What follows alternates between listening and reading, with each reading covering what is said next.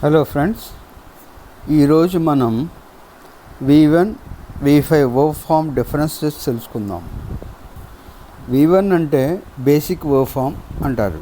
For example play, drink, eat, jump, ఇలాంటివన్నీ basic verb forms అంటారు.